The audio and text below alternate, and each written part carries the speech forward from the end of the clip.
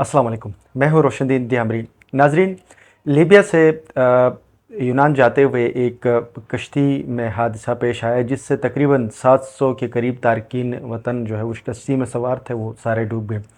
ये इंसिडेंट पेश आया है आज से तकरीबन 3 दिन या 4 दिन पहले। ये कोई 3 दिन से ज़्यादा हुए हैं इसके, और उसमें पाकिस्तान समेत दुनिया के थर्ड वर्ल्ड के बहुत सारे ममालिक के जो तारकीन वतन हैं या वो नौजवान पढ़े लिखे वो नौजवान जो अपने मुल्क में माशी मसाइल होते हैं, फाइनेंशियली मसाइल, घर के प्रेशर्स और किसी भी तरीके से यूरोप जाने के ख्वाब देखने वाले या ख्वाहिशें रखने वाले वो नौजवान किसी तरीके से यहाँ एजेंटों के थ्रू वहाँ लीबिया चले गए। लीबिया से ये जो कश्ती यूनान की तरफ जाते हुए उसमें हादसा पेश आया जिसमें 700 लोग सवार थे।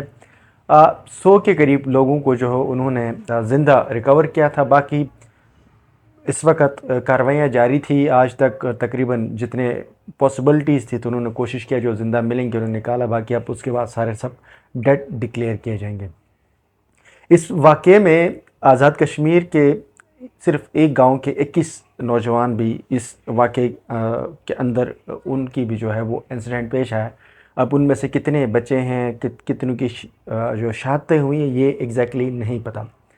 बहरहाल ये एक बहुत बड़ा अलमिया है कि जो इंटरनेशनल लेवल पे इस किस्म के जो इंसिडेंट हमेशा पेश आते हैं उसकी क्या वजूहत है, क्यों हमारे नौजवान जो है वो इस किस्म की एक्टिविटीज़ में जाते हैं, कौन लोग होते हैं जो इनको ऐसे मशवरे देते हैं कि वो आप यूरोप जाएं और यूरोप में जाकर आप अच्छे पैसे कमाएं, आप अपनी जो मुस्तकबिल को संवारें।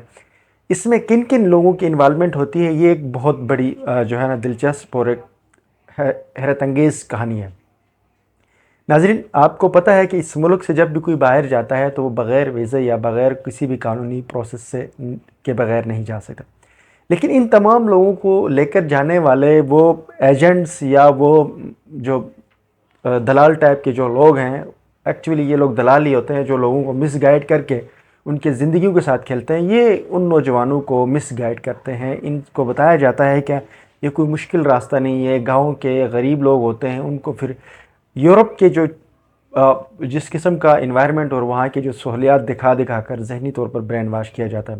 उसके बाद इन नौजवानों को लाहौर से मोस्टली जो जितने भी जो एजेंट्स होते हैं या लाहौर या इस्लामाबाद या कराची बेस्ड होते हैं, ये वहाँ पर इनके इंटरव्यूज़ और जो डॉक्यूमेंटेशन और तरीक़ाकार बताया जाता है कि कैसे आपने पाकिस्तान से किस मुल्क में जाना है, ये सारे लेकर जाते हैं बाकायदा तौर पर। कभी कभार ये ईरान के थ्रू लेकर जाएंगे, कभी कहाँ से लेकर जाते हैं समंदरी रास्तों से मूव करते हुए, लेकिन एक बड़ा इलीगल तरीके से इनकी मूवमेंट होती है।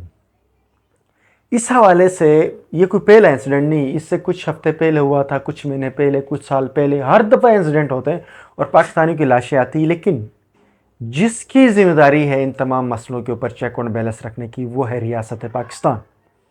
रियासत पाकिस्तान ने आज तक इन नौजवानों के मसाइल को कभी नहीं सोचा। इस साल की जो सर्वे है, इस दफ़ा जो 2023 में जो अनएम्प्लॉयमेंट की सर्वे आई है जिसमें तकरीबन पाकिस्तान में 1 करोड़ से ज़्यादा ग्रेजुएट बेरोज़गार हैं। 80 से 85 लाख इन्होंने बोला है, 1 करोड़ से ज़्यादा ग्रेजुएट बेरोज़गार हैं जो फाइनेंशियली तौर पर अनएम्प्लॉयड हैं। आप अंदाज़ा कर लें, ये बेरोज़गार नौजवानों के पास या तो फिर चोरी करने की ऑप्शन होती है या फिर इस किस्म के रास्तों से किसी मुल्क में जाकर कुछ कमाने के चक्रों में होते हैं। हमारी रियासत ने आज तक जो हमारे यूथ है उसके लिए नहीं सोचा। हमारे हुक्मरान जो है वो अय्याश हैं। इन अय्याश तबके ने आज तक आम आदमी के लिए नहीं सोचा। नौजवानों को ये लगता है कि ये मुख्तलिफ नारों और पार्टियों की शक्ल में जो हुक्मरान हमारे ऊपर मुसल्लत होते हैं ये हमारे मफादात के लिए होते हैं। पाकिस्तान में गुज़श्ता 75 सालों से कोई एक जमात भी ऐसी नहीं आई जिसने अवामी मसाइल के ऊपर काम किए। ये सारे के सारे लोग टाउट हैं, ये सारी की सारी जमातें सिस्टम की अलाकार हैं, ये सारे की सारी जमातें अवाम दुश्मन और नौजवान दुश्मन हैं। इन सारी जमातों ने आज तक किसी अवामी मसाइल के ऊपर काम नहीं किया।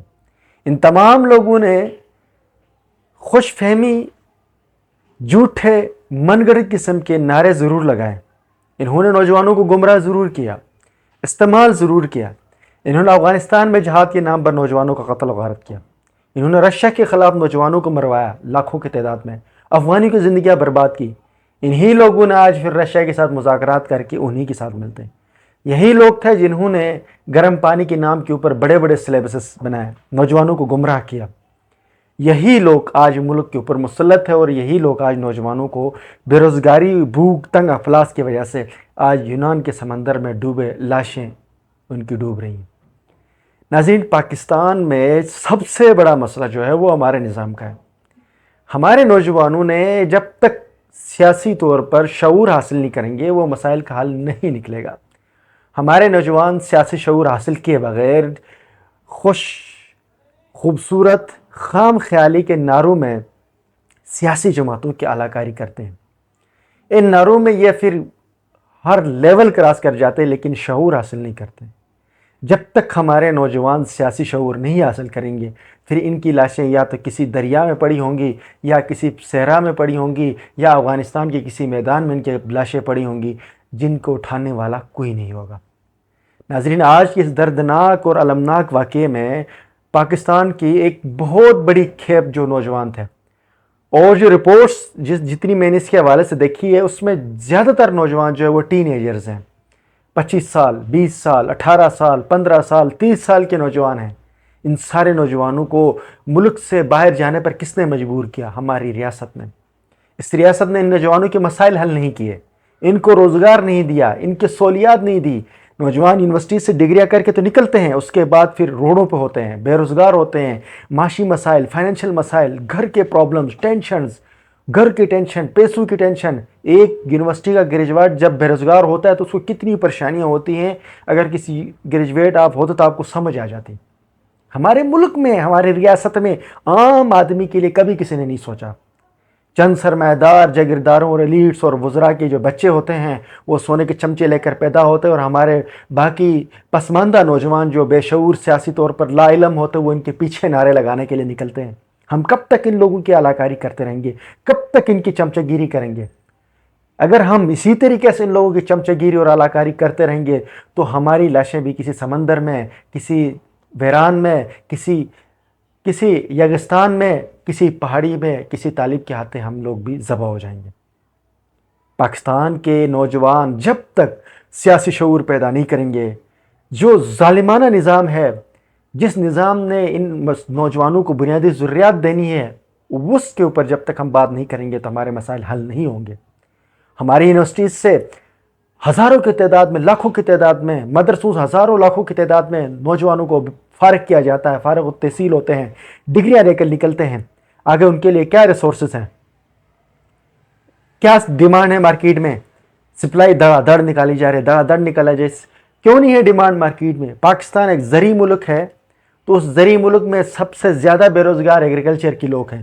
پاکستان ایک معدنی ملک ہے، اس ملک میں سب سے زیادہ بے روزگار جیولوجی، انجینئرنگ کے نوجوان ہوتے ہیں.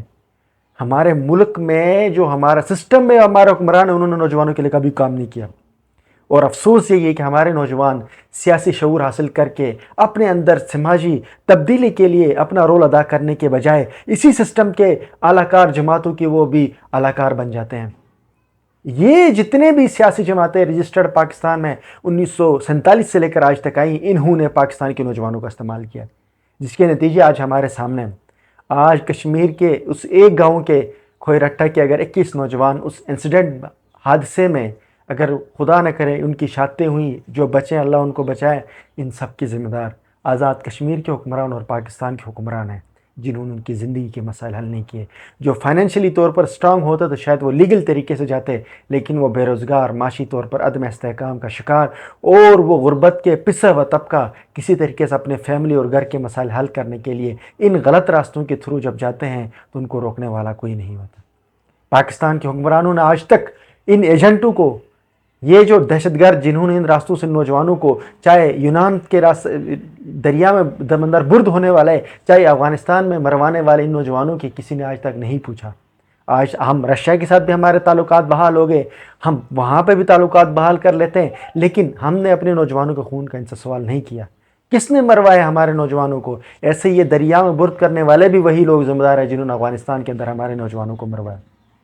ہم سیاسی شعور حاصل نہیں کریں گے، ہم غلط اور صحیح کا تمیز نہیں کریں گے تو ہم ایسے ہی مروائے جائیں گے. ہماری نوجوانوں کو میرے خیال میں سوال پیدا کرنے چاہیے ریاست سے کہ وہ آپ ان مسائل کے حل کیوں نہیں دیتے ہیں. آپ ان سے سولوشن پوچھ لیں.